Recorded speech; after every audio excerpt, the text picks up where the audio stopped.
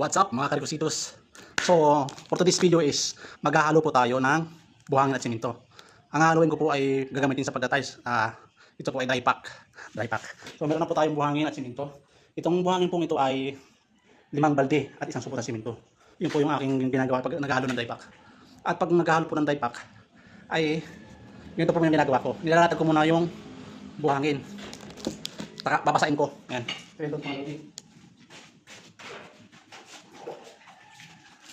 Basahin muna natin ito. Yan.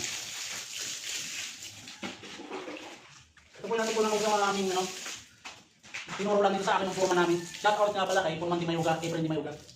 Ito yung binahagi sa akin kaalaman. Nagagamit ko na. Yan. Sa walang buti.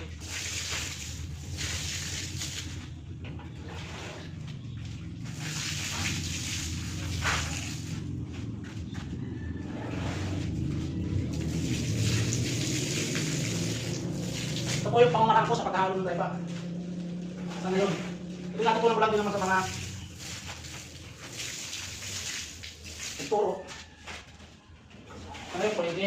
Ibabahagi ko lang dito sa mga pangabangwang pa lang na tatay. So ako lang naghahalo kasi ako lang. Sulo lang ako dito ng tatay.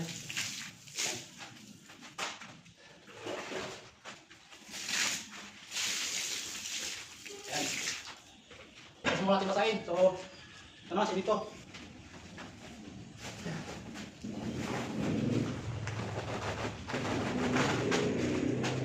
Yan. So, kaya ganyan yung diskarte natin sa pagkakalo ng dry pack. Ang ano po niya ay para hindi siya magbuo-buo. Kasi iba ang ginagawa ng iba ay sinutubigan agad, hindi pa binubutasan. Tapos sinutubigan agad. Then buo-buo yung kinalabasan. Pero pag ganito yung pamamaraan ay magiging maayos. Hindi siya bubuo, buwagad pa rin siya. Yan. Basta siguraduhin nyo lang basang-basa yung buhangin.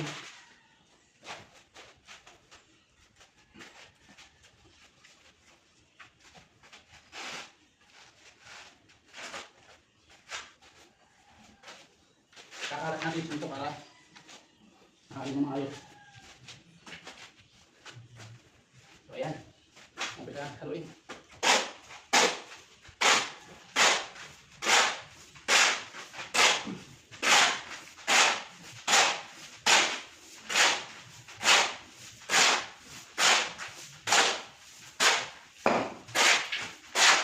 So, yun na lang po ang ganito lang po yung video natin at bye-bye.